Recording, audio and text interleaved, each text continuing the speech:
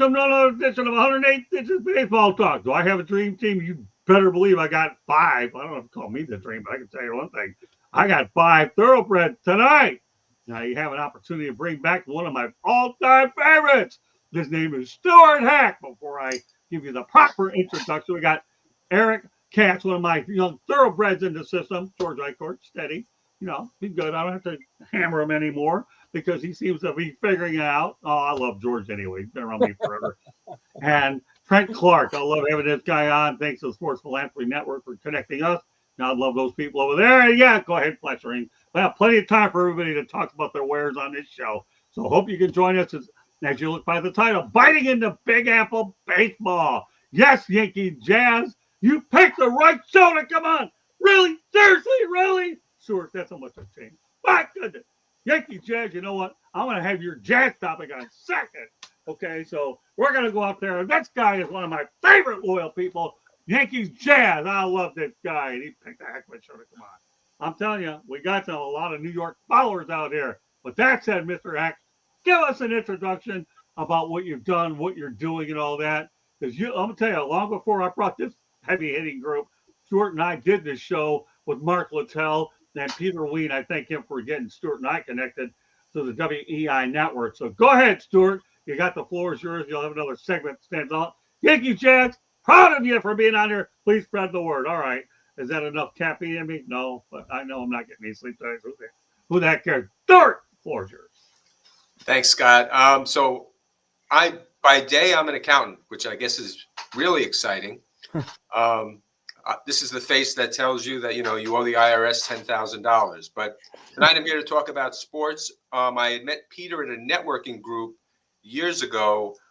There was an opening at the time on his station for a sports show. I had done sports talk in college. I had done play-by-play for football and basketball, so I had some experience. So Peter brought me on, and for a couple of years I did Hack Attack on Sports, and I met Scott through that. Scott had his own show on Peter's network. And then when Peter was unable to continue, Scott branched off on his own and brought in Mark Littell, and the three of us for a while did the 108 Stitches. There you go. And now, Stuart, why don't you put it out there and let everybody know about the networking group that you're a part of. I think the first and third Tuesday of the month, right? That I'll come on from time to time. Go ahead. So I run a group. It's on Zoom. I basically decided to do it in the beginning of the pandemic. So it's actually, the group's going on 5 years. It's the first and third Tuesdays of every month at 12 o'clock. It's the Friendly Business Networking Group meeting on Zoom. So if anyone is interested, they could go on Facebook for the Friendly Business Networking Group, message me, and I can get them to log in for our next meeting, which is a week from tomorrow. And so it doesn't have to be local, people. It can be national.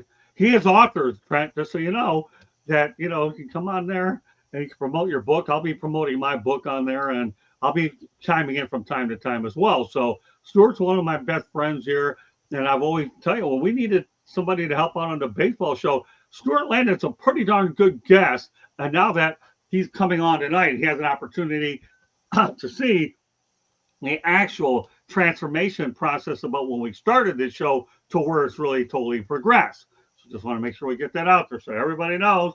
Hang in there, Jazz. We got some stuff coming.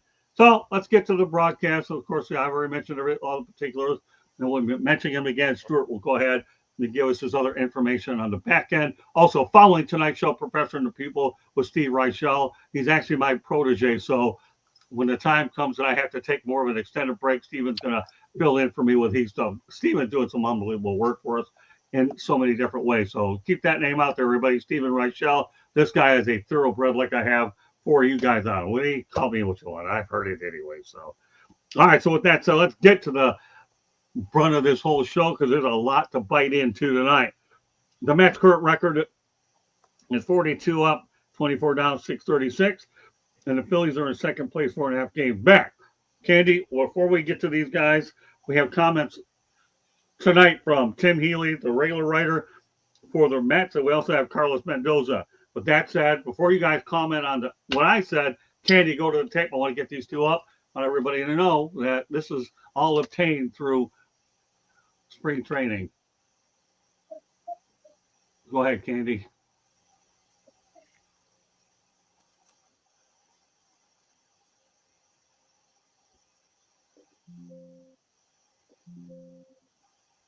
All right, so put it in there. Meanwhile, but we had a whale of time. This is over. What we ended up doing is we had this over in St. Louis League. Go ahead. We're going to start off with Tim. Juan Soto, the addition for the Mets. Tell me, has that been a circus since he's been here? Circus is a good word for it. It's the Juan Soto show in so many ways. It is the biggest contract in the history of sports, the biggest addition, acquisition in the history of the Mets. So it's been fascinating to see it play out over the offseason and in spring training. So I'm looking forward to seeing it for real on opening day and then for 161 more games. I was joking around. And then for 14 more years. Oh, yeah, I mean, a little while. I was joking around with Mendoza as we were having a lighthearted moment by the dugout. And I said, Skip, interesting how he took the same route that you did, going from the Bronx over to Queens, and he kind of got a chuckle out of it, but he didn't have to really change. He didn't have to move very far to land with the Mets. Not very far. Just got to pay a toll on the bridge pretty much. So it's, year 2 in New York for Juan Soto, so he knows what that part of it is like. And now, unlike last year with the Yankees when he was coming up on free agency, Juan Soto knows where he'll be geographically for a very long time. So that'll add some certainty to him as well. There you go. You have it from Tim Healy. Stuart, what are your thoughts about what Tim Healy had to say about the fact that Juan Soto didn't have to really leave the city to come there, and is talking about what we're looking at for Juan Soto? I mean, I think there's a difference between his season last year with the Yankees and this year with the Mets. Last year, he was playing for the contract. This year, he got the contract. So there's a little bit more pressure, as we've seen so far through the first 66 games of the season. So I don't know if it's a New York thing per se. I think he could have played anywhere last year. Same sort of thing. He's playing for that big payday. He got it, and now he's got to live up to it. So do you think he misses Aaron Judge, though? With that protection? He's got Alonso.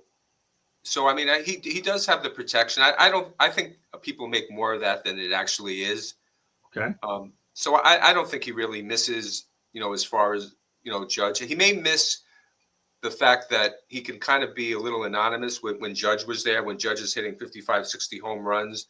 And maybe he wasn't seeing that initially when he came here with Alonso. But now Alonso pretty much is the way Alonso's hitting. No one's noticing that Soto, at least until last weekend, was not hitting.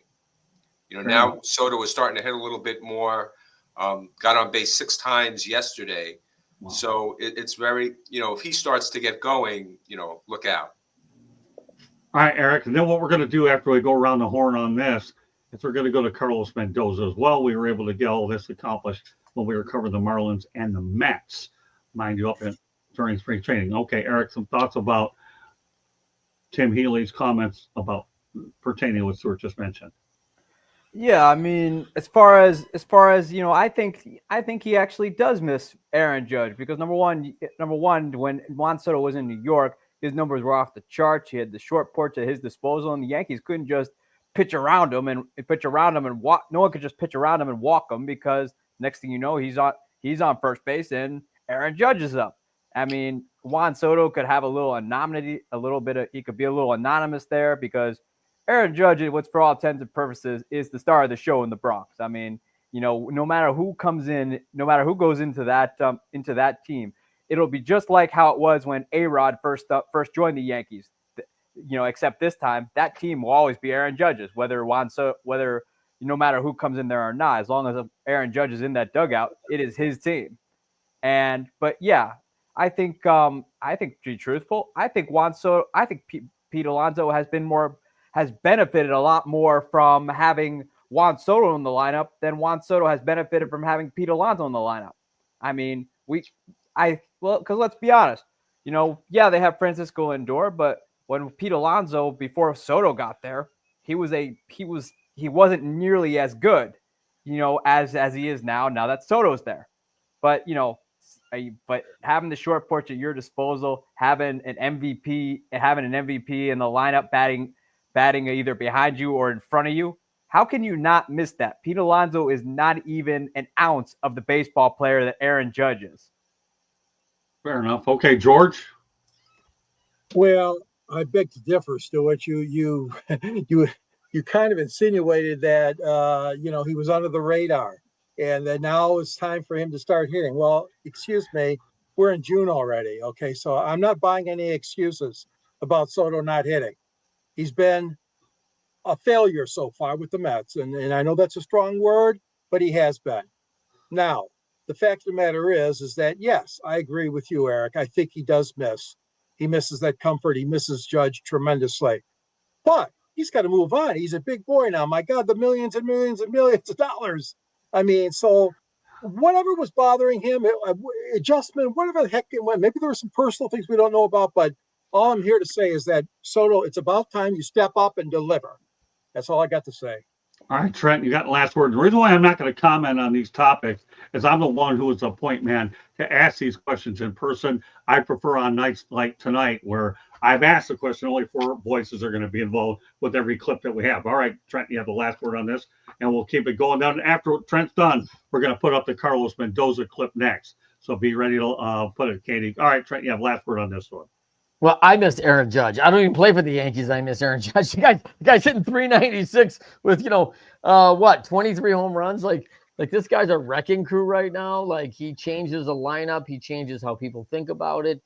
And it's tough. I mean, I think patience is a little bit needed here, but Soto's in trouble.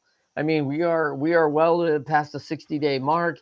He's hitting 244. He's going to start nearing his weight. It's a challenge. Now, you and I, we all talked about on this show, and my feeling is I think he's a good ball player.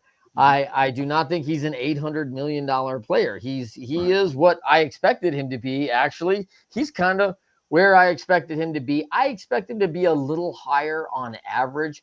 Power at 11 home runs is a little light for him. He's not having a great start. I think Stuart brings a great point. We all talk about the pressure of getting the contract.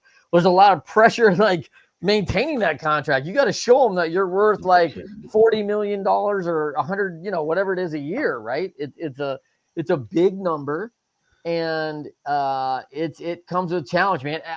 We're back to that Jerry Maguire clip. Like, people don't know how much, $10 million comes with the pressure, and the guy's crying, right? Like, it's funny, but there is pressure. Like everyone wants to be valued. They put a value on it, a personal value of what he is as a ball player. And here was the bend in the contract, right? As a ball player, he's a good ball player, but he was never worth that money. I don't think he's ever going to prove out he's worth that money. So therefore, he is going to misalign with the value of that contract, I think, the rest of his career. And ultimately, the Mets might eat this thing. I know that's a hard thing to say after 69 days, right, of the league. But unfortunately, I love the guy as a player. And if the guy was making $10 million a year, we wouldn't be talking about it at all. We're like, Juan Soto getting a job done, having impact with the Mets. He's a good defender. He's doing his thing. He'll get a little better. He's not where he should be, but we wouldn't be all frustrated. But with the big number, it looks a little different. Okay, just a footnote on all of this because we have a big show we want to get through. That in the last 2 years, Juan Soto, get this, he debuts with the New York Yankees in Houston, and then in 2025 he had a debut with the New York Mets, and ironically, of all places, in Houston. Mm-hmm. I guess he had no problem debuting in Houston with the 2 New York teams. This isn't anything that nobody has to comment on. It's nothing more at this point than just an FYI, as Candy puts in Carlos Mendoza. Go ahead, Candy. So let me reiterate before we do this again. Okay, he debuted with New York Yankees in Houston in 2024, and then he debuted with the Mets in Houston this year. All right, Candy, roll it.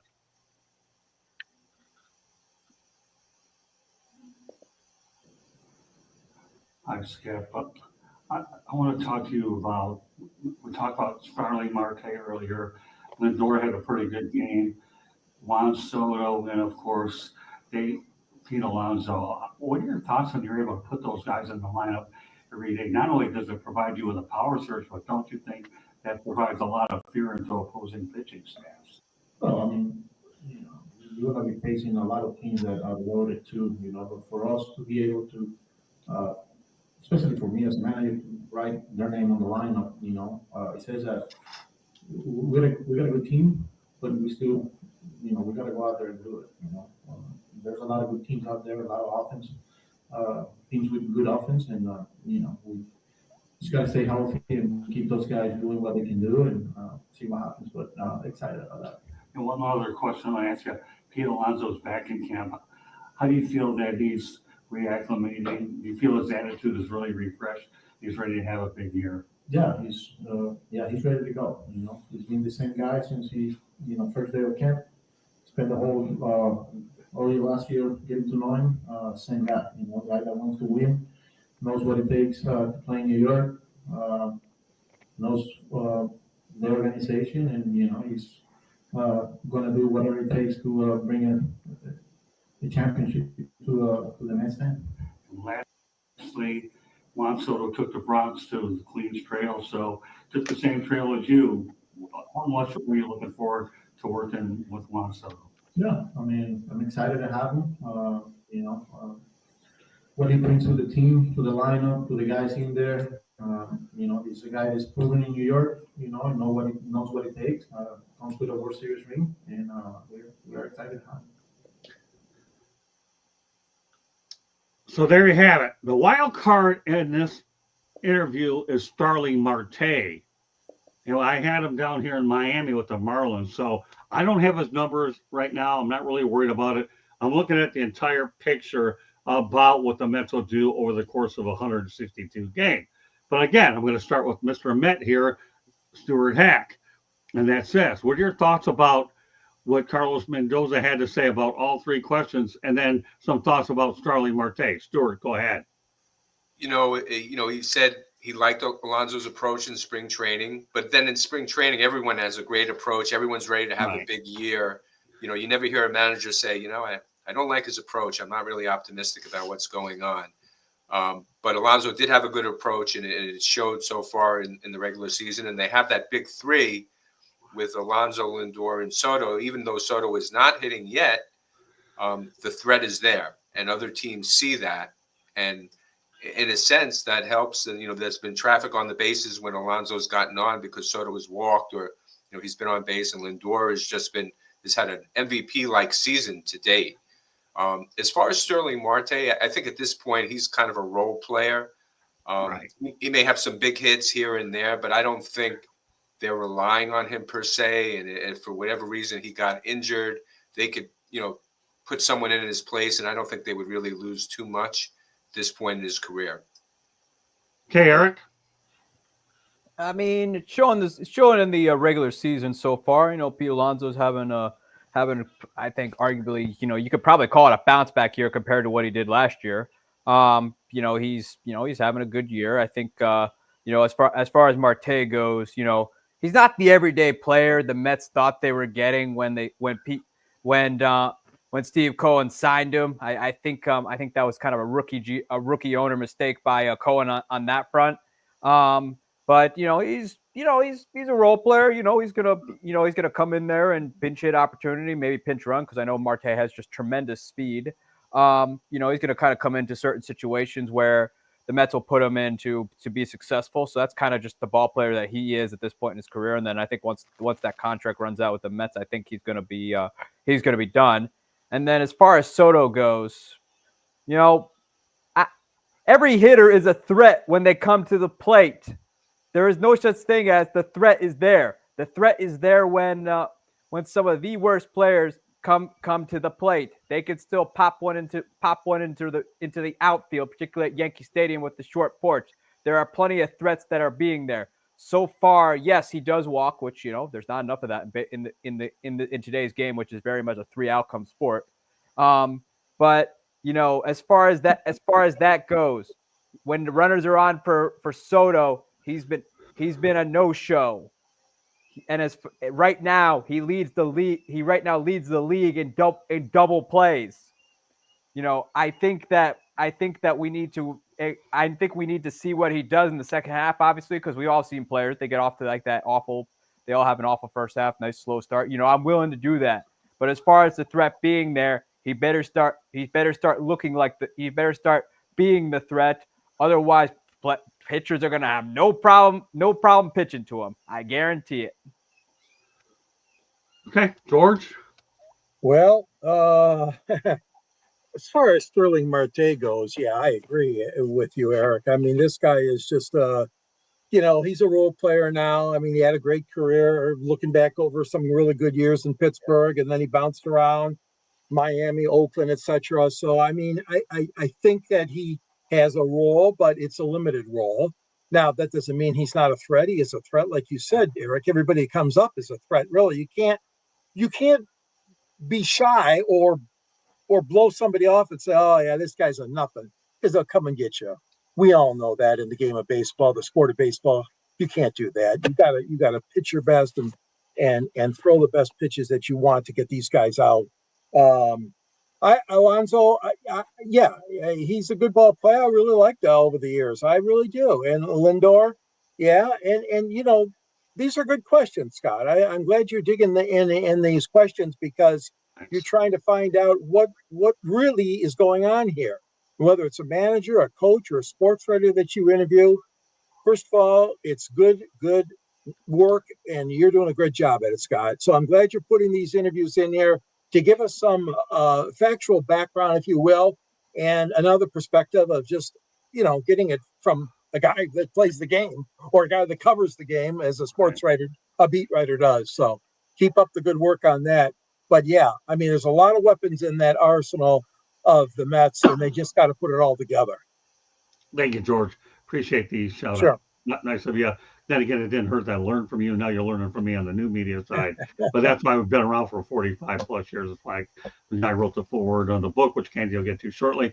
Trenton, you have the last words. And we're going to go to Stuart Hack for something on Armando Galarraga. Then we're going to go to Jazz Chisholm. Then we go to a station break. All right, Trenton, you have the last word on this. Go ahead. Yeah, I think Sterling Marte is 36 years old, right? I mean, I think he's at the end of his career. I think it's maybe it was a move to get a little bit something out of him, get the last blood out of the turnip, right? But, I don't think they're getting much. And unfortunately, sometimes a 36-year-old come with a big price. It's a little bit of a gamble. You sometimes get, that veteran guy who's maintained himself very well and continues to deliver and have impact and have massive contribution.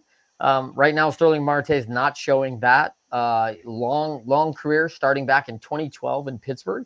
So he's kind of played out that day and he looks weathered right now. He doesn't look like the same guy we've seen in the past. And I think there's probably a couple of reasons for that. New York's not an easy market to play in for sure. Having been playing in anonymity a little bit with Pittsburgh and Florida, and all of a sudden you're under the big microscope and you really got to deliver. And so far he hasn't done it. It's early. There's still chances, but the stats are probably not in his favor. Age is probably not in his favor. And being kind of a power speed guy at 36, you're probably not there anymore. There's a lot of younger talent that can make that up very quickly. So does he have the wise wisdom and the crafty veteran player in him that can still really contribute? Really questionable right now. When we come back to Soto, this is the challenge we have with Soto.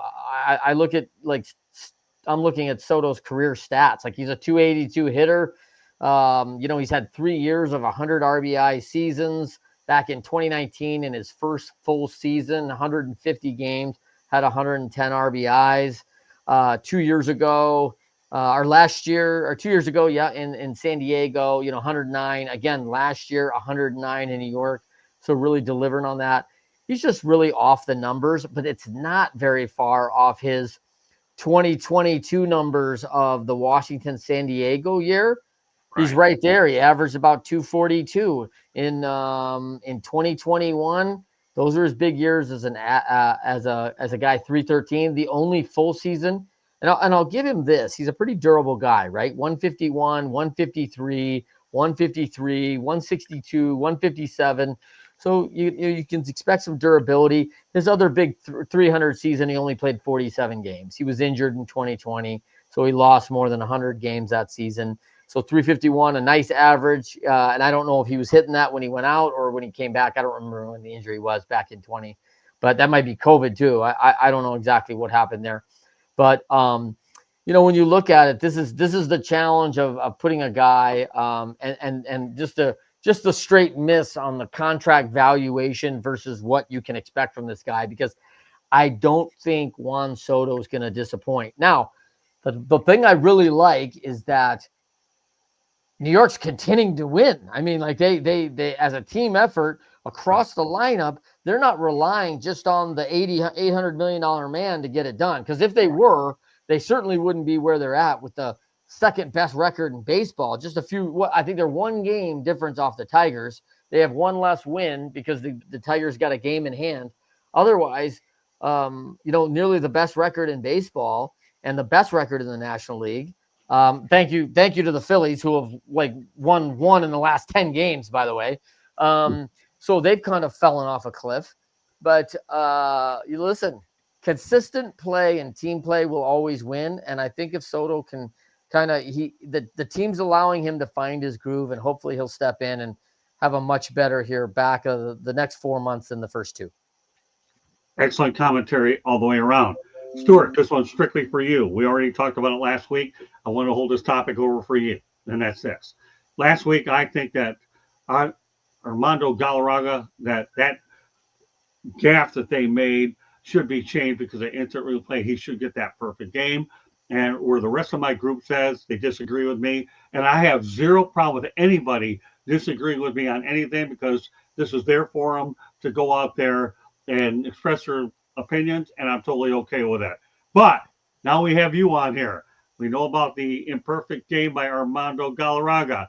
Are you siding with the majority, or are you going with a very big minority? Should it be switched? What are your thoughts about Armando Galarraga's imperfect game? They're not going to switch it, and they shouldn't. I mean, that's part of baseball.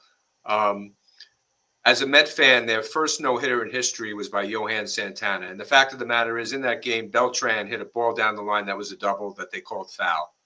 So if you're going to do that, then you joke around, you give Santana a one-hitter. It's part of the game. And as far as Galarraga, personally, I think it makes him stand out. He's the only, he could have had the perfect game. Yeah, it looks good on your resume, but he had the perfect game. He got 28 straight. And that makes him stand out more than any of the others. So, the rest of his career was so-so. So I think don't change it. I think Galarraga should be thrilled to death that this happened, because it put him on the map. It gives us a chance to talk about this 15 years later. Right. So keep the way things are and keep it going. There you go. You fall into that GMTA category called Great Minds Think Alike, a.k.a. Eric, Trent, and George, and that's okay. I didn't mind going the other way, but what comes out of this negative turning into a positive is you did get instant replay out of it.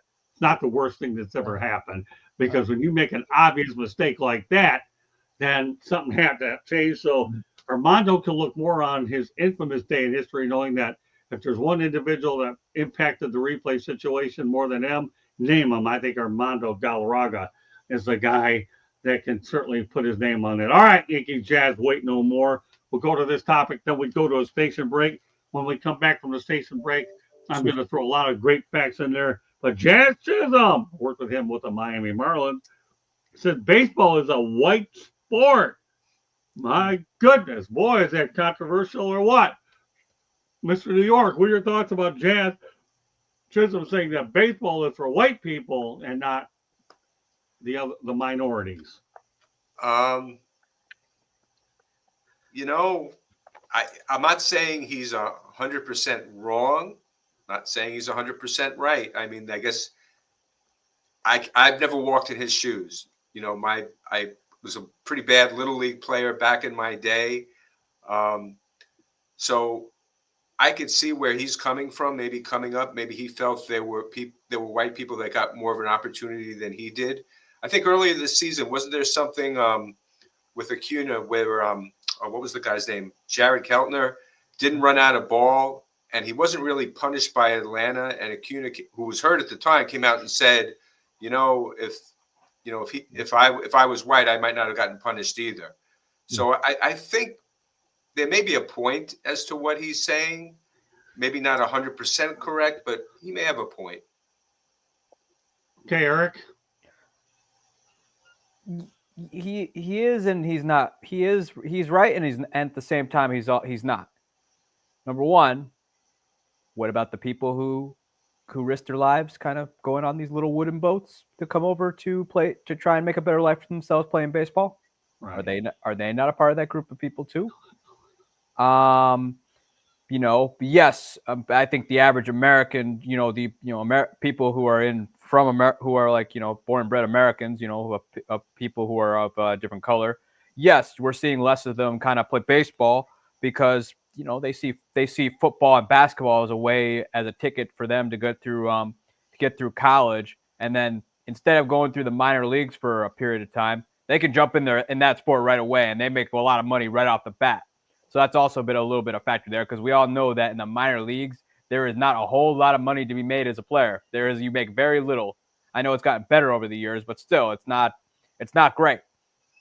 But he's right and he's wrong because, there are plenty of people who come over from Central America and a lot of other countries trying to make better lives for themselves through the sport of baseball, which, baseball gets a lot of people from Latino countries, and scouts are hounding them day and night, sometimes illegally to get them to come over.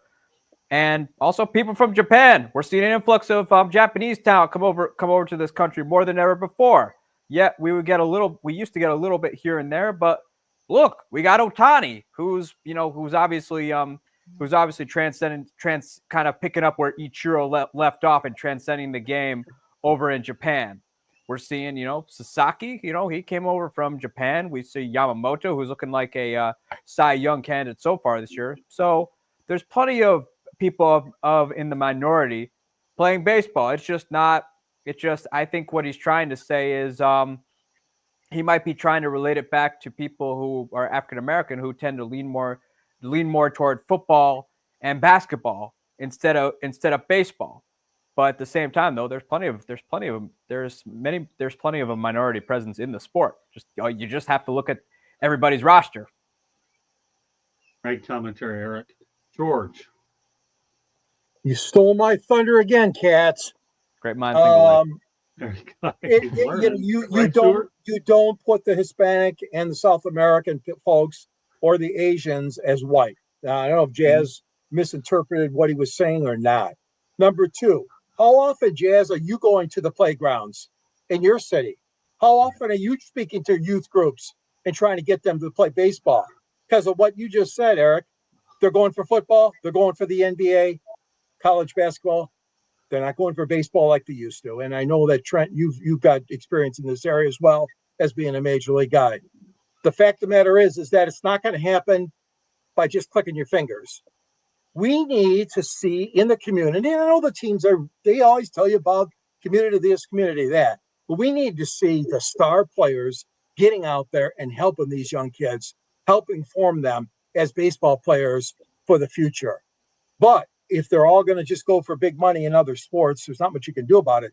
But what I'm saying to you, Jazz, is just try to go out there, help a little bit more, and let's try to get more African Americans into Major League Baseball, into the pipeline. Because I agree, it's not being represented very well right now, but the minorities are being represented as opposed to just not the blacks being, more in numbers. George, all I'm going to tell you is you ought to be thanking Jazz Chisholm for delivering Gleyber Torres of the Detroit Tigers. Well, that's all I'm going to say. Yeah, there you go. I don't want you to dwell on that, but I'll turn over to Trent. I just thought I'd get that in, and I'll have my. That's a good one. I'll finish it off. Well, I mean, come on, you got to thank Jazz Chisholm. I know him better than any of you guys because I've talked to the guy. But I'm waiting on this blast so I can get you guys. I have a few interesting opinions. Go ahead, Trent. But I don't think he's wrong. I mean, the stats will back up he's not wrong. Like right now, 2022 is the last stats I could find on this, and the whites were 57.5%. Blacks were down to 7.2%, which is the lowest since like the early 1990s. Hispanics are 32%. Asian or other are just under 3%.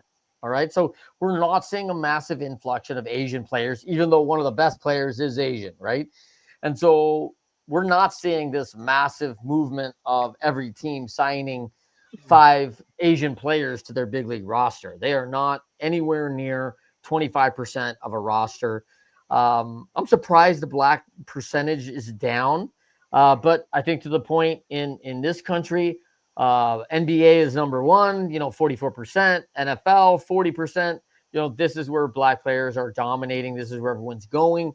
And this is a challenge. And I think you bring a great point, George, that we need some folks that everybody wants to rally around, some people that are in the community that people look up to and are absolutely stewards of the game. Cal Ripken kind of had that effect on the game in the 90s. He had everyone wanting to play baseball. It was a big deal. And the Baltimore community was all about baseball. They don't have an NHL team. They don't have an NBA team. So there's a lot of things in there that factor into this, of course. Right. But it's an interesting factor. I'm surprised the numbers are going down. What's interesting though is when we look at the all-time home run list, 50% on the list are, on the top 15 are black, right? So like, we get this, we have great athletes that have been in the game a long time, and they're not always role models. Barry Bonds is a great, one of the best players ever, if maybe not the best player ever, in my opinion. Not a great role model for any community, let alone the black community, right? Like he was a standoffish, hardcore guy who loved playing the game, played the game his way with no apologies, and that's okay. Barry's going to be Barry, but and even Hammer and Hank Aaron, who was a superstar in the 70s, very quiet guy, very soft-spoken guy. Great leader by example, but not maybe that community spokesperson, right? And so as we've seen players along the way, sure would love to see some more heroes in the black community pushing kids at a young age to go play.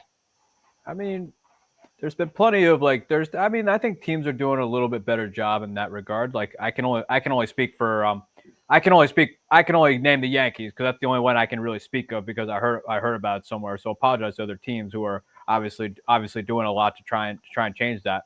Everybody knows that where Yankee Stadium is situated, it's one of the poorest places in the United States, the Bronx, and been in not a very pleasant neighborhood to be in.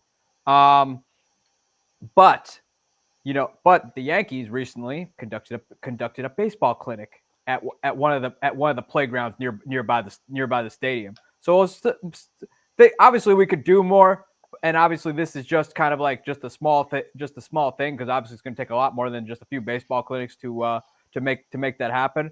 But I think baseball is kind of starting to take a stand on that and try and switch that narrative around. But at the same time, though, again, they're competing with economics, which everybody knows that if you are a great athlete, a great football player, a great basketball player, you can count on college being paid. You can count on college being paid for if you are so fortunate to go to Division I. Plus, the pros at that level, they'll pay you right away. In baseball, you got to work your way up to that. That's just the way it is. And in this generation of we want it now, they're generally going to lean toward football and basketball. Okay. Yeah, I would also say real quick, Motor City, MLB invested in 1989. They invested in the reviving baseball in inner cities, the RBI program. Yep. And so I got to ask, is this having the influence they were hoping for? Because in 1989, we saw that early spike, again, and then we had the lowest numbers in the early 90s of black MLB players. And now it's back down to 7.2%. So I don't know if we're getting influence in these communities or not. Okay, you know what? You guys are all fantastic on this topic. I knew this was going to be a lightning rod to begin with, and you guys proved to me why we ended up using it before the station break. Here's what we've got here. We can look at it a lot of different ways. Number one, I know Jazz Chisholm was right because Trent Clark made sure that I was with that 7% number. Number two, how many of us remember, and we know Eric does because he remembers everything anyways, Al Campanis committing reputational damage on ABC News Nightline. Nobody's going to comment on this. That's why I'm going last on this. That's mentioned in my book, okay, Lessons from the Microphone. And there'll be another one coming out later this year. Ted Koppel did everything in his power to save this guy, Al Campanis, from going off the deep end. He really did. Now, here's where I'm going to tell you. Jackie Robinson, I know this isn't what you wanted to hear tonight. Unfortunately, Trent stated the facts, and that's just how it is. But I had a one-on-one interview with Fred Clare, the executive for the LA Dodgers on the Motor City Madmouse show. For those of you that want a good, in-depth interview to go to, please go to the South Florida Tribune YouTube channel, call up my interview with Fred Clare. Fred Clare, to me, is the most credible individual I've ever seen. He really is. He was generous enough to give me his time on the show. And you know what? His attitude when he came on my show, and I had a previous relationship to begin with. That's why when I tell people in my book, relationships make a bit of difference. Stuart Hack, I don't know it. He's in the networking business, right? Relationships, how important are they? But think about it. Fred Clare went out there on that show, talked about that Ted Koppel, Al Campanis. I felt bad for Al because I met him over at the 1981 baseball winter meetings. When I first got involved, he was really super nice for me. And to see him get terminated after 40 years was really too bad. I don't think he meant to say it. Unfortunately, he was relating to whether African American were managerial material, and that's when Ted Koppel tried so hard. Please don't do it. He did. The rest is history. Please, I'll repeat it one more time. Go to the Motor City Madmouse show on the South Florida Tribune YouTube channel and look up Fred Clare. Fred tells you the way he is. And I'm going to actually send him a copy of this particular show, 108 Stitches Baseball Talk, and let him know I mentioned you here, Fred. I love the guy. And the fact of the matter is, I look forward to hopefully seeing him again at some point. But this guy addresses this white topic better than anybody because of what had to happen with Al Campanis. Sometimes you have to learn the hard way, and he did. And I'm glad Eric mentions Ichiro Suzuki as well as Shohei Ohtani because they have made an impact in the sport. The only thing that they are is they're Japanese, but they're still minorities. But this black-white thing is one thing that I have to deal with as an executive producer. Do you do it? Yes, you do. Because I know Jazz well enough, and he's a heck of a player. He's finally playing for the New York Yankees, a team that he has a chance to win with, and he's fine. He really is. And he's a flamboyant character. I don't care what color his hair is on a given night. He's a fast player who's got home run power, and he's playing in the Bronx. That's an ideal place for him to play, and he can showcase his candid personality. Don Mattingly loved him. Who in the Marlins clubhouse wouldn't love this guy? And I had a lot of fun with him. So I have nothing wrong with it, and that's why I wanted to put it on tonight. So Don Mattingly, and you know what? Everybody knows on this panel what I think of Don Mattingly. I love Don Mattingly. He's one of my favorite people. Yeah, Eric, I'll give you a second, but then we have to go to a station break. But the reality is I'm glad that Jazz Chisholm Jr. brought an important issue to the forefront, and that he made his comments and that we address it tonight. Eric, I've said my piece. I've already made my Fred Clare reference. Ted Koppel, ABC News Nightline. Yeah. I'll give you the last word on that we do go to a station break. I have other things we have to get going. So go ahead, Eric. Well, I was gonna say though, if Don Mattingly liked him so much, then why did they have to have that embarrassing team meeting? Doesn't really matter. Involving Jazz Chisholm. Well, it doesn't matter. You got to understand the nature. He's a flamboyant character. Yeah. Don Mattingly was one of those types. That's the one thing that, Eric, as you get more and more passes in the game, you're going to find out that what you see on the inside versus what you see on the outside, that's just a matter of time for you. Don Mattingly addressed all of his players. But unfortunately, one of the major reasons I know that Don Mattingly left is he leaves with the all-time winningest manager in Marlins history. Yeah. So he left it as well. He did as much as he could do. So every man, you can't tell me, Eric, that every player, okay, doesn't have a meeting with his manager to begin with, because they all do. It just so happens that a market like this, that was going to be a bit more magnified to begin with. Eric, I totally get your point. But Don Mattingly, knowing him and knowing both of the parties that you're talking about, I understand where we're coming with it. And your point is totally justified, Eric. It really is. Fair enough. Okay, Candy, we go to a station break. And we have a lot more. When we come back, I'll have a lot of good information I'm just going to put out there, Then we're going to have some Hall of Fame conversation as well. Go ahead, Candy. South Florida Tribune Publishing Company published a book, Lessons from the Microphone, Tuning into the Enduring Wisdom of Visionary Leaders. It is written by our host, Scott, the Motor City Madmouth Morganroth, and the foreword is written by another panelist on here tonight, George Eichhorn. Great job, gentlemen. It talks about old school media versus new school media. It's available on Amazon, Barnes & Noble, Kindle, Google, and Apple Books. There's also a link on our website, www.southfloridatribune.com, where there is a plethora of other content. Go check it out. If you see the red subscribe button in that lower right-hand corner, click it. I don't know why you haven't as of yet, but go ahead, click it. Like us, share us with all your friends and family. If you like to listen to podcasts, you can find us wherever you get your podcast. If you want to advertise, call Scott, 954-304-4941. And if you want to be a guest or have topic ideas, you can always email us at southfloridatribune@gmail.com. Back to you, Scott. Great stuff, Candy. Lots of information. I'm not looking for everybody to comment on the information, but I'd like to bring this up. If anybody wants to comment randomly, they can do that. Okay, because I have a lot of great Hall of Fame questions I'm going to ask each and every one of you. Stuart, that's the one thing we do on the show now is when I have a panel that's as respected as I have, that's when we're able to incorporate the Hall of Fame segment. And tonight I'm going to the level of 3 since a lot of them are New York based, and that's why we're taking it a little bit further than we do most. I hope you can hang in there with a little bit longer, Stuart, because we're still getting to a lot of it as well. So we're going to start off with the New York Mets. First of all, they saw their record revenue of $261 million at Citi Field in 2024.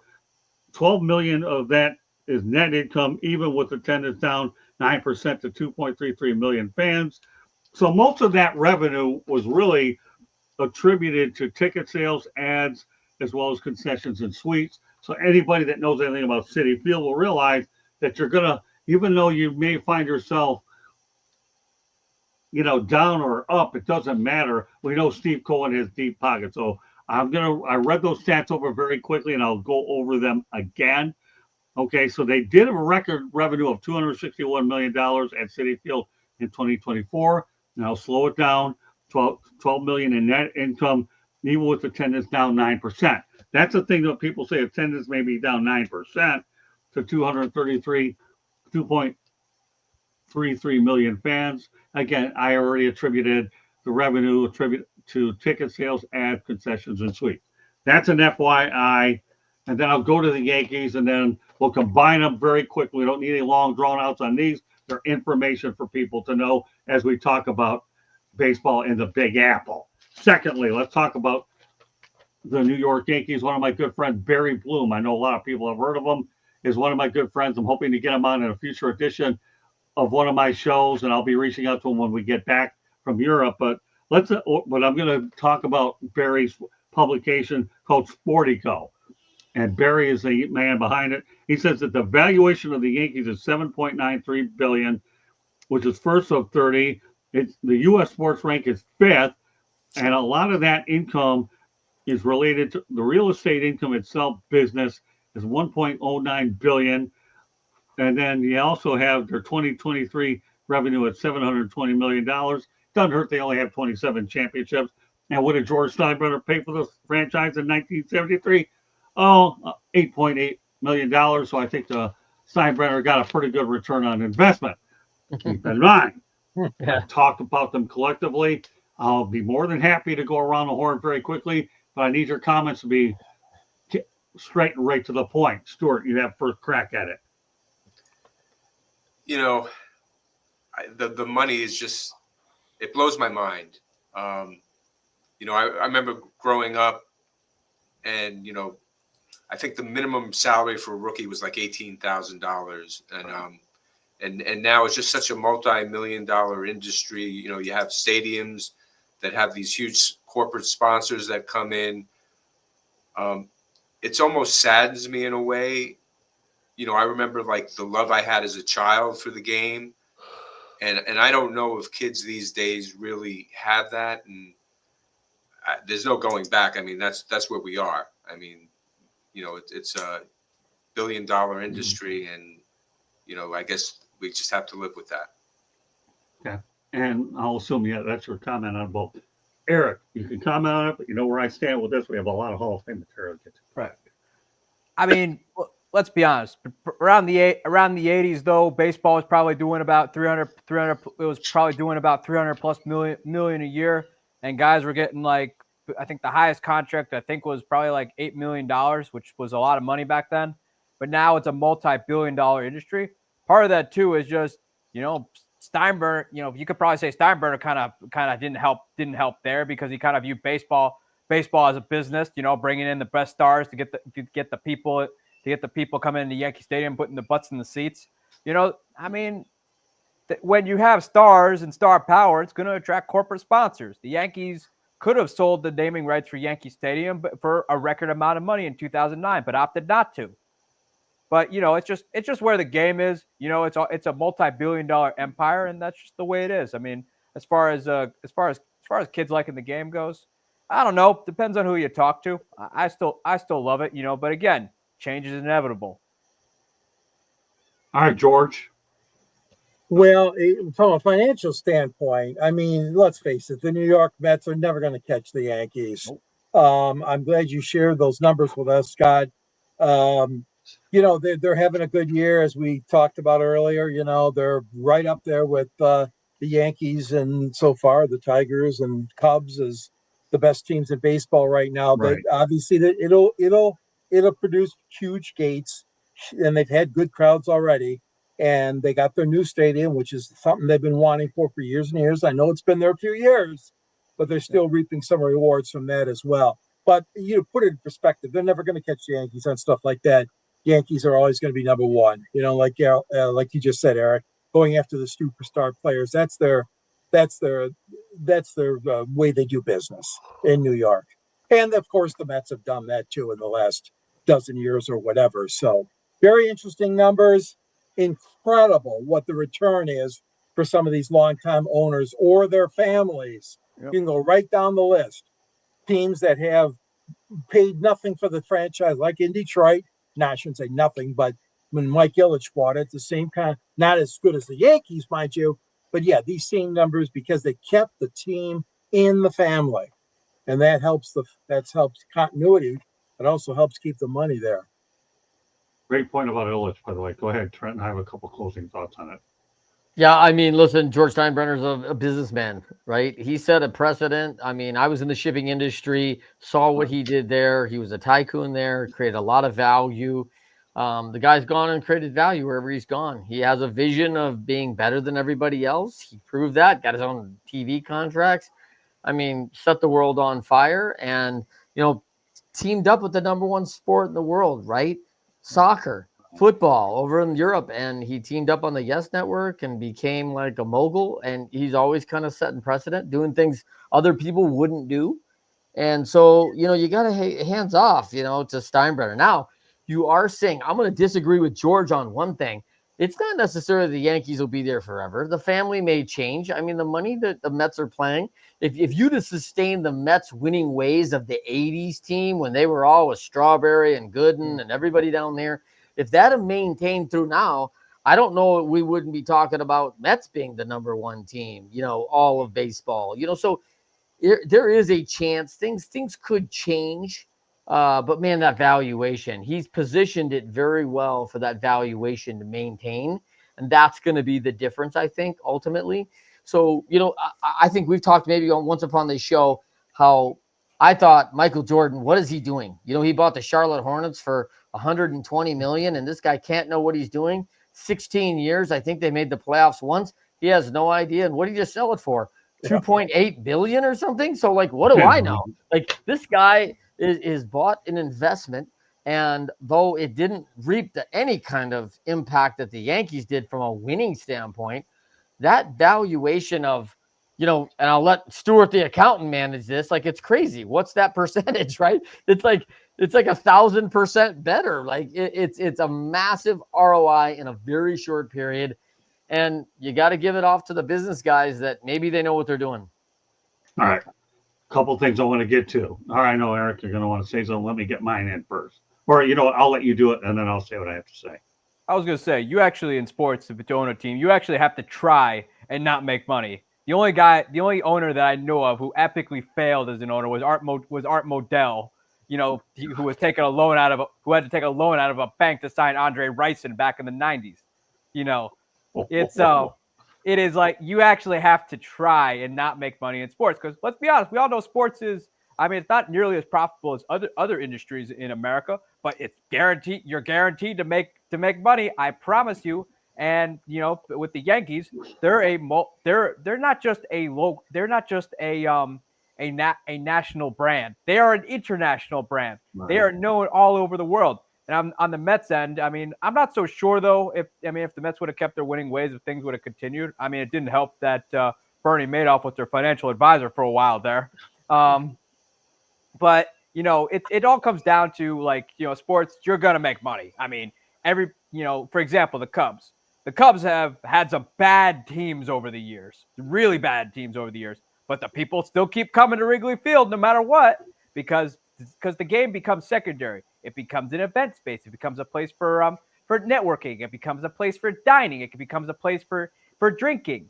People. The game is just kind of the show on the field. Really, the stadium now has changed now kind of more into an event space to bring people, entertain people. It's but no matter what though, no matter how good or bad the Cubs are, they are going to draw no matter what. All right, I'll save George from mentioning this here, so you don't have to do it. The Tigers and the Cubs over at Comerica Park drew 121,000 over the weekend. We know about the Cubs drawing power. Now that you guys said your piece here, Eric, I'm glad that you talked about the fact that the Yankees did not go out there and look for a sponsor for the Yankee Stadium because that's revenue. The one thing every one of you guys missed, that's why I'm glad I'm commenting on last, is they have their own network called Yes Network. So here you go. I'm mentioning this. I gave everybody their turn. Now it's mine. First of all, I'm glad you also brought up Darryl Strawberry and Doc Gooden. Those are guys. You got Michael K over there, which is really great stuff, doing his thing. And I've talked to Michael a few times, one of the nicest guys. When you have the Yes Network in your pocket, that's big. How many teams are scrambling right now, to find television? The Yankees are not one of them. They have their own network, and that's fueling a lot of this too, which we don't even mention because this thing is way too complicated to even get into. But if you don't take anything away from my comment, the Yes Network as well. And yes, Eric, you were right. There's no sponsor on it with Michael K. So you have to put it into perspective. You also have Hal Steinbrenner, was a much different business model than George Steinbrenner. And Brian Cashman, to me, believes in building internally. And that's why you have a lot of these guys doing it as well. So being a guy that worked with the Fort Lauderdale Yankees back in the early 80s, the Yankees developed a lot of great prospects, but they shipped them away to get better players than now. And George Steinbrenner has rings to show for it. So nobody's going to even question that. And George Steinbrenner is also mentioned in my book. Fun fact. Go ahead. The reason George Steinbrenner brought the Yankees is because he couldn't buy his number one choice Cleveland Indians because he's a Cleveland guy and they couldn't buy the Indians. So he had to buy the Yankees as a consolation. And I would also say if we're looking at a model of what he said, didn't Jerry Jones follow the George Steinbrenner model to a T? And what are the Dallas Cowboys worth today? They're like number one. They're like the number one. Yeah, it makes you wonder about that. And I'm glad that Eric brought in the Modell Rising comparison. That was really good. Stuart, I'm going to tell you, my friend, this is what we got on his crew. They know their stuff. Okay. And I'm not bragging, but I should be able to talk about my guys in terms of what they all bring to the table, which is why this show is unquestionably one of the top shows that we have on the network as well. So as we continue on, so there's a lot of moving parts to this whole thing. And this entire crew was able to bring them out. But you have the Yes Network, and then you talk about the Mets and the Yankees. Let's not forget they're the number one television market in the country. Hello, so that doesn't hurt either. So let's go ahead. We have a few more things I want to get to. These are basic yes and no questions with a small explanation attached to them, and it's a Hall of Fame segment. All right, start off with you, Stuart. Joe Torre as a player, Hall of Fame, yes or no? No. Eric. Go ahead. Joe Torre falls into the Hall of Very Good. Okay. He was a decent player, had one outstanding season in 1971, Rest of his career was solid. Hall of Fame career? No. Never played in a World Series as a player. Fair enough. Okay, Eric. No. Again, like Stuart says, solid career. But during his time, there were catchers that were way better than him. George. I'm also going to say no. There are a lot of different reasons why. There's too many reasons to go into, but the basic gist is this: he was not, to me, one of the top flight catchers in that era consistently, and the numbers aren't there for him as far as I'm concerned. Also for the Hall of Fame, so it's a no for me. Okay. What about you, Trent? No. Manager, maybe. Player, no. Fair enough. I agree. No, all the way around, 5-0. Next one, Bernie Williams. I'll give you his numbers, and then you guys can now go around the same where I went with. Lifetime average 297, hit 2336, home runs 287, RBI 1257, 5-time All-Star, 4-time Gold Glove, 4-time World Series champion. Okay, Stuart, again, Bernie Williams is your guy. Are you giving him the thumbs up or the thumbs down? So I'm going to say thumbs down. He's the second entry into the Hall of Very Good. Okay. Although he played on some, good World Series teams, he wasn't the star necessarily. I don't think he had great World Series numbers, postseason numbers average, which is what you have to look for. And the thresholds, he was short of 3,000 hits. He was short of 300 home runs. So he's got to just go into the Hall of Very Good. Okay, very good. All right, Eric. No, very good. Love Bernie. Very good player. Forever grateful for what he gave New York.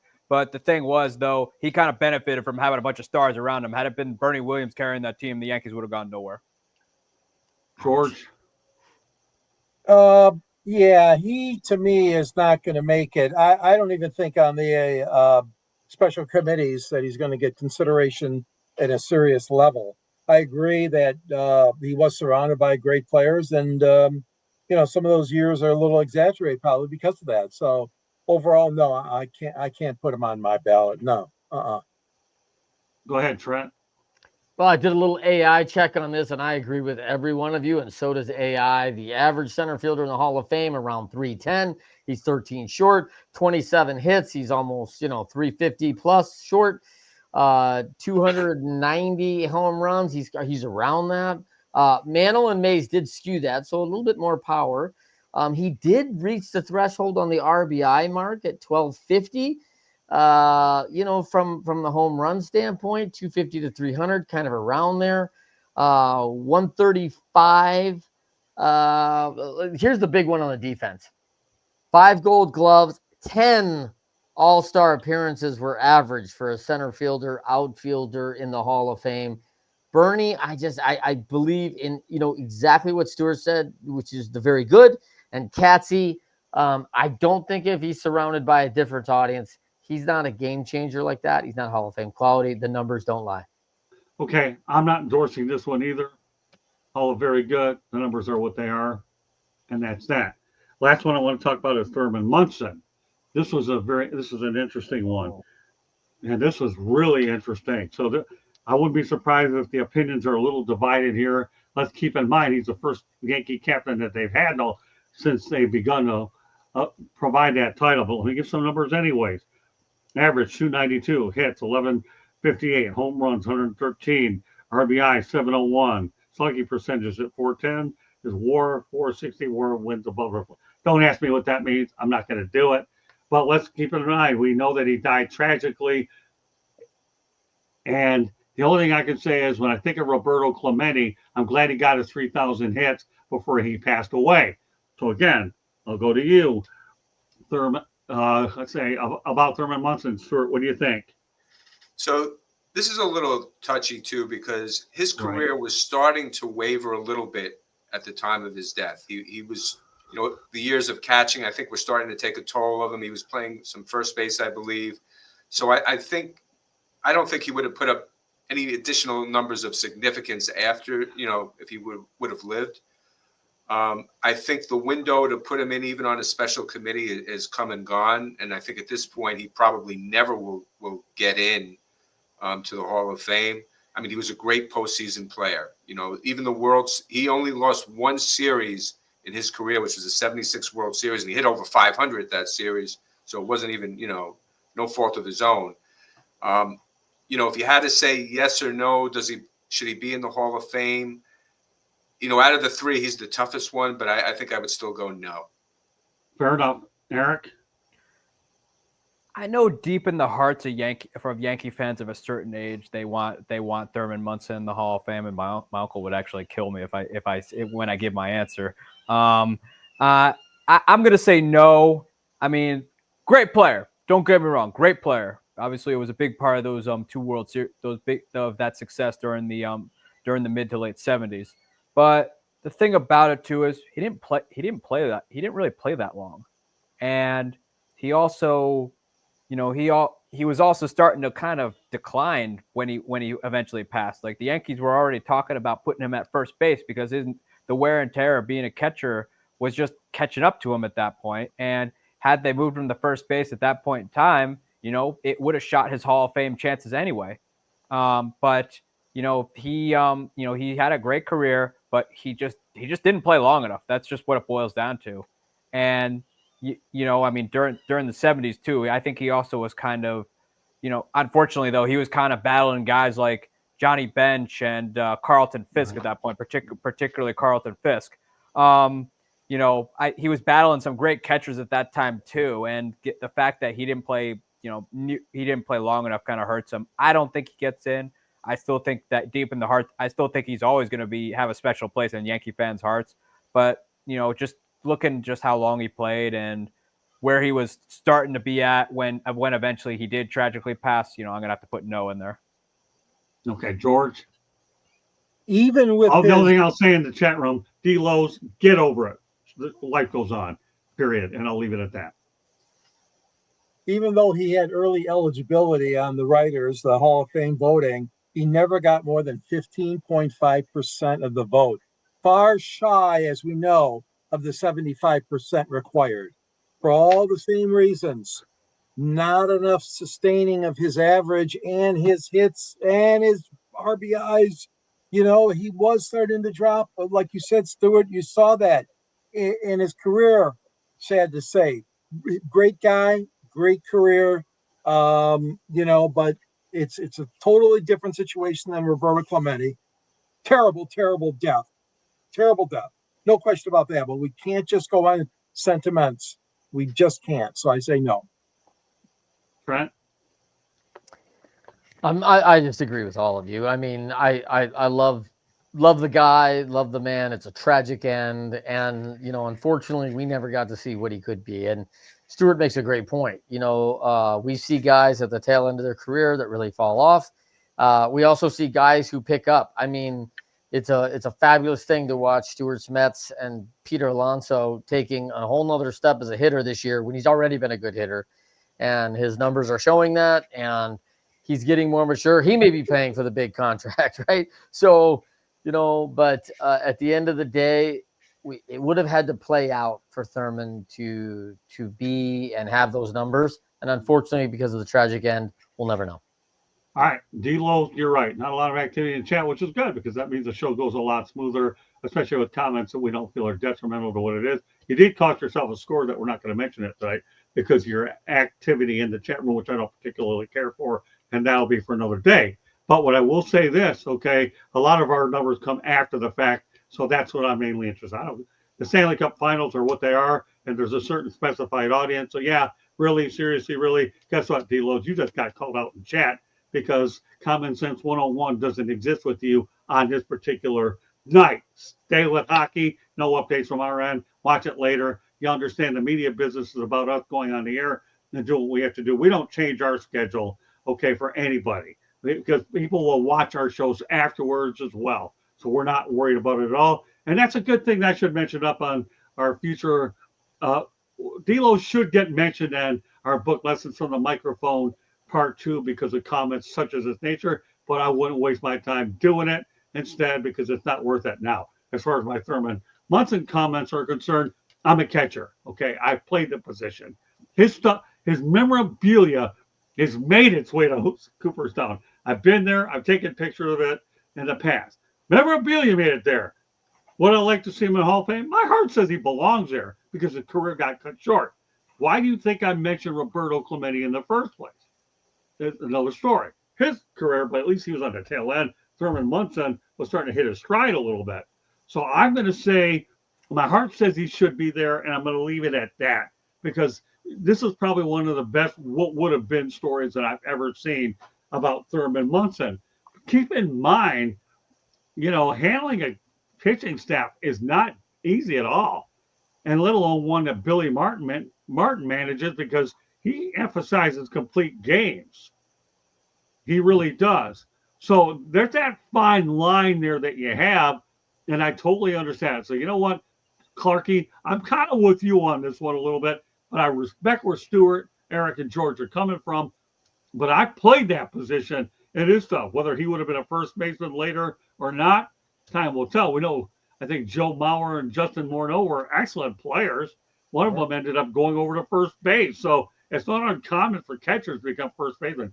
So I'll tell you what, Clarky, I'm going to agree with you on Thurman. I'm going to put him in anyways, even though the numbers don't bear out. All very good is good for other ones, but I'm not going there. I love Thurman Munson. I think he should have been there, but I knew this was, of the three, would definitely get a little bit more attention. So, yeah, happy Pride Month, by the way. Okay, good way to save your butt, D-Los, but you made a IDIOT of yourself tonight. Thank you very much. Hopefully your next act will be way better than this one.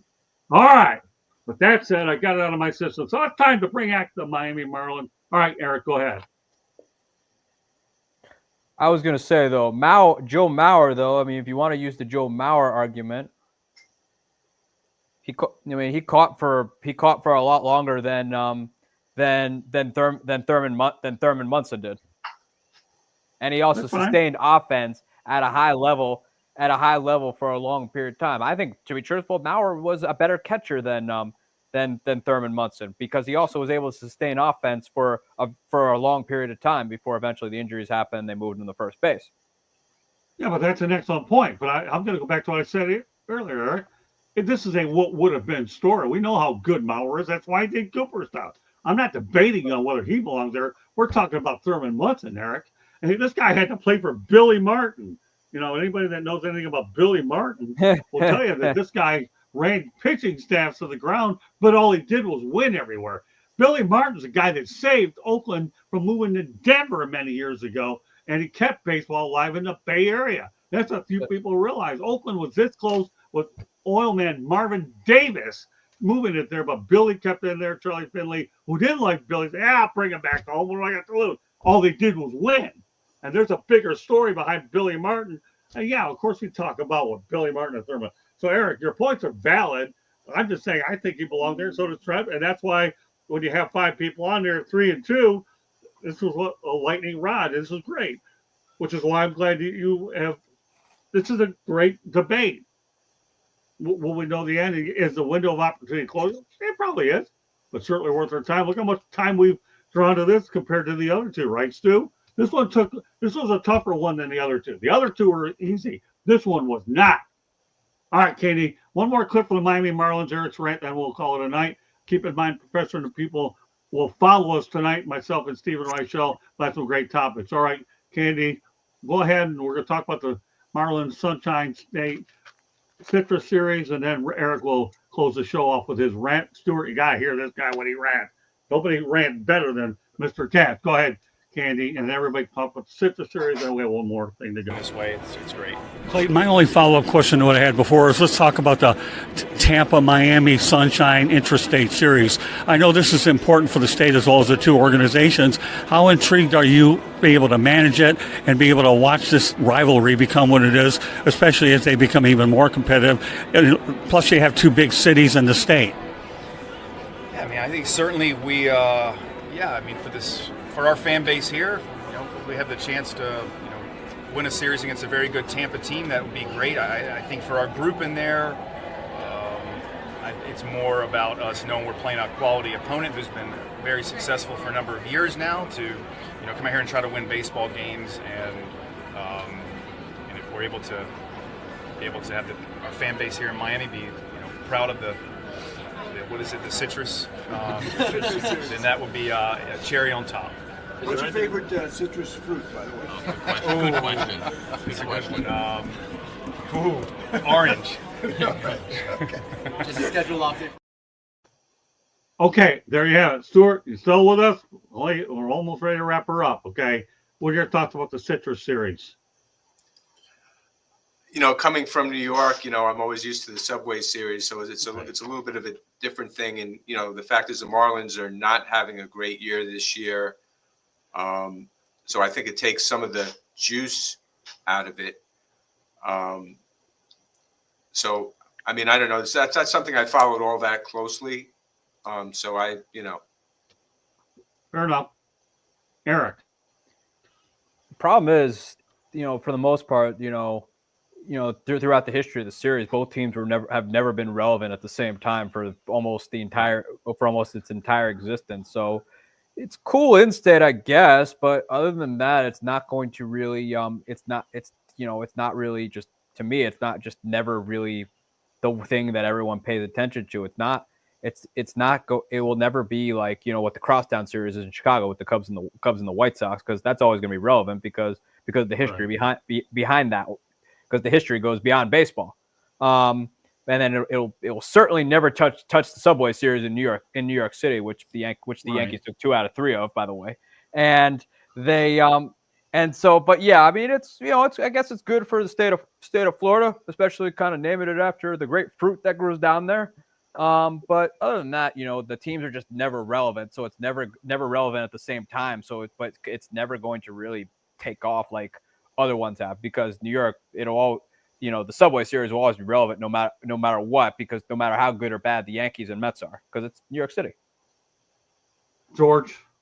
Yeah, it doesn't have the pizzazz of the Yankees and Mets, even in a situation where if they were both playing good, I just don't think the dynamics work very well.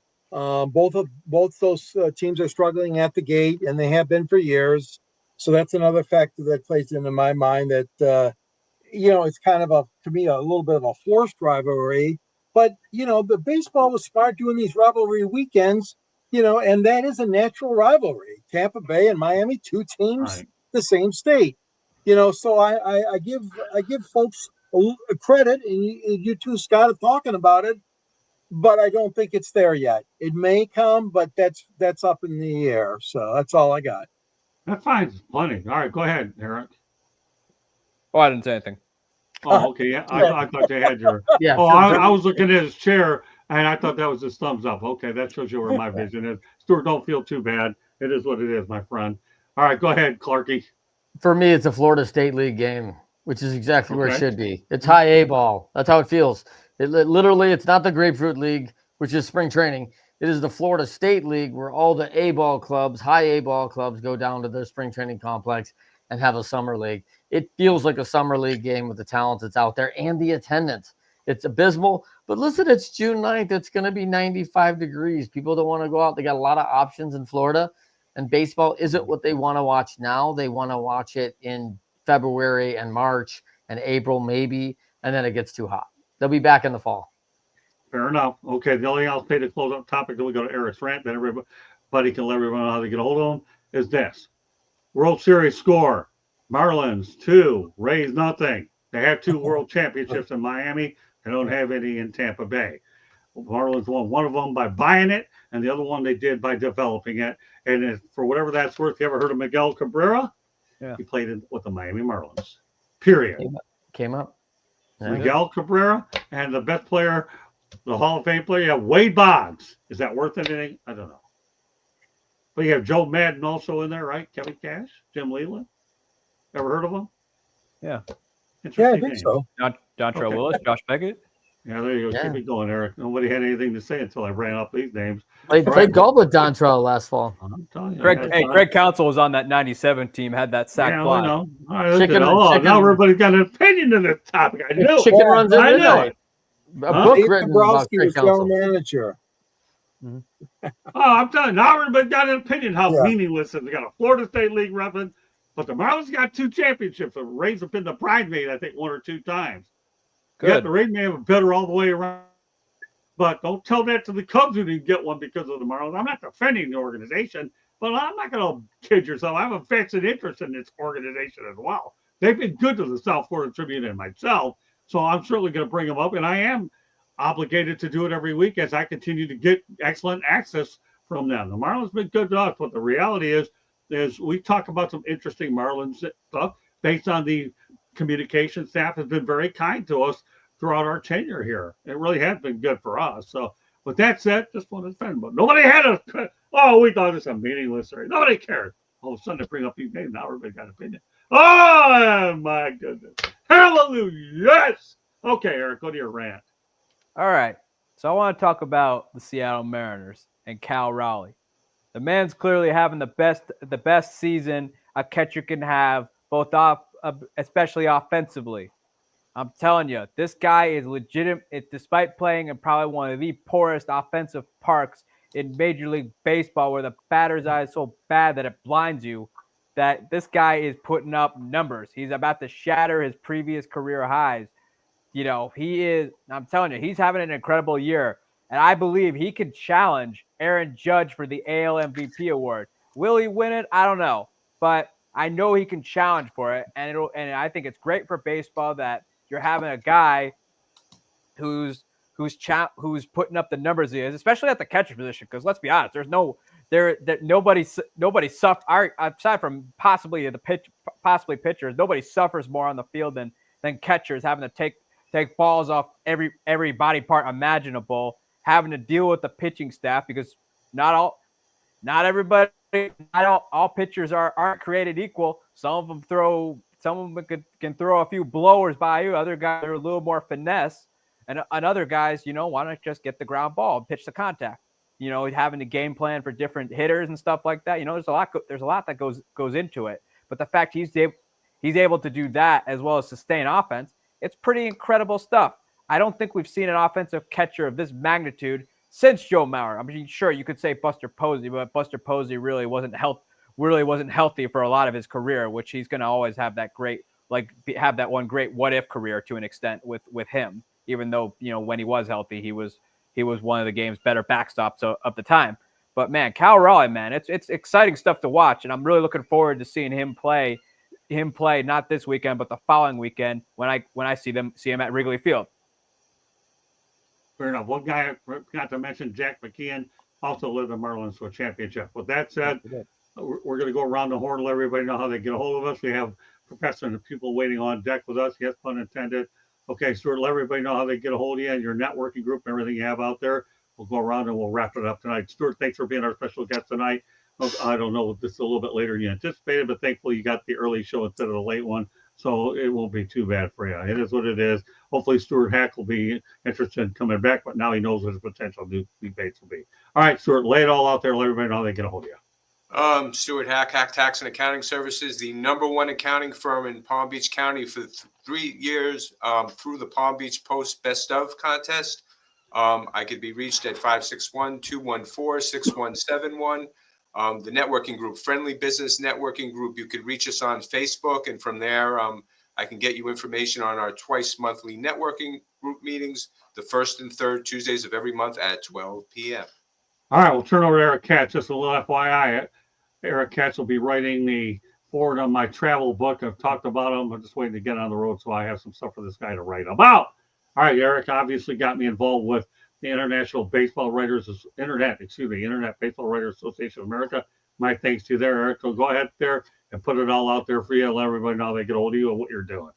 You can follow me on my X account or on Twitter at Sports Team News. And be sure to check out my blog at bellyupsports.com, where I'm writing about all things baseball. And if you think I hate your team, yes, I despise your team. Okay, George, you have a book. All right, you can find me in the South Florida Tribune. I write under the contributors category, and also in Detroit, a paper called the Detroit Monitor. At the end of my column is a book, a link to a book, I should say. I wrote the book on Detroit sports broadcasters on the air. The great Ernie Harwell, for you baseball guys, George Kell, Al Kaline, all kinds of great reporters and writers, and all those are featured in the book. Follow me on Twitter at SanGSports99. Reach me at gicorn@yahoo.com or on LinkedIn at George Icorn. And also thankful for being on this show. You guys did a great job. Enjoyed it tonight. Thank you. Great job as well, George. All right, and last but not least, we have Trent Clark, also has a book, and then Candy Ebley will take us out of here with a station break. Go ahead, Trent.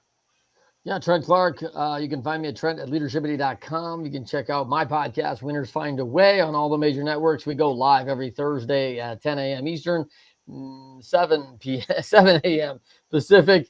And that is an award-winning show. We're super excited about that one. My book, Leading Winning Teams, by Wiley Publishing. So excited to write the book with them. And I speak worldwide, globally, and coach companies, teams to be about as efficient and good and double their value very quickly. Great stuff. And once again, I actually met Trent through the Sports Philanthropy Network. Special shout out to Roy Kissel, as well as Caleb Branham. Good people up there as well. All right, we'll go ahead. Candy, take us out with a station break.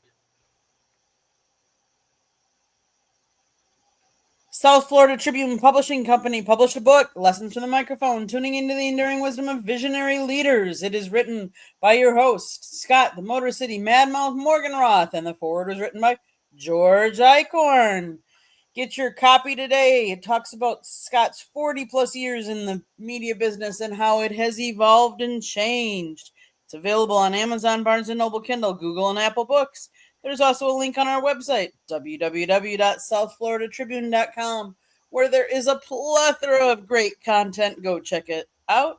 If you like to listen to podcasts, you can find us wherever you get your podcasts. If you see that red subscribe button in that lower right-hand corner, that means you have not yet subscribed to us. Honestly, I don't know what you're waiting for, but please just do so now and then share us with all your friends and family. If you want to advertise or sponsor a show, you can call Scott 954-304-4941. And if you want to be a guest or have topic ideas, you can always email us at southfloridatribune@gmail.com. Thanks, Scott. Candy did all my talking tonight. Everybody else did a great job talking. I want to thank everybody for joining us on this edition of 108 Stitches Baseball Talk. It's titled Biting into the Big Apple Baseball. I know there's a lot of people watching other stuff tonight, but don't worry. We expect people to watch the show as time goes on. A lot of our audience, as I reiterated a little bit earlier, comes not only the night of, but later on after the fact. And when you have all the topics that we discussed when it comes to the Hall of Fame, the rich history of New York, we haven't even talked about the New York Giants or the Brooklyn Dodgers yet. I mean, we only talked about the current teams that are involved. I'm sure I expect us to get a great turnout as time goes on. These are the type of shows that you learn in new media as we wrap it up. It's not what you get initially, it's what you get long-term as you're able to watch these shows. Because keep in mind, as Stuart, Trent, George, and Eric know, that we also network on LinkedIn as well. We also network on Facebook, some of us on Twitter. So, our audience isn't depending on just YouTube initially. It's a wide range of things, as a lot of people know, that we're able to get it out there. And I'll tell you, if you have a lot of those accounts, you're way ahead of the game, because that's how you make good friends and build relationships. And that's why I'm so blessed to have this group tonight. I really am. So I met everybody in some way. I met Stuart through Peter, Eric on Twitter, George, well, I've known him forever, and Trent, obviously, on LinkedIn. And what do I have? I have a dynamite crew tonight with 4 thoroughbreds accompanying with me tonight. So I want to thank everybody for joining us tonight. And please put your comments on our YouTube channel as you get around to watching it. So we'll go back to our normal time next Monday night at 8:20 p.m. Eastern Time. There will be a little bit of a break as Candy and I get ready to go overseas to Europe. I'll get into more of that next week. So meanwhile, on behalf of Stuart Hack, thanks again for hanging with us, Stuart, tonight. Eric Katz, George Eichhorn, and Trent Clark.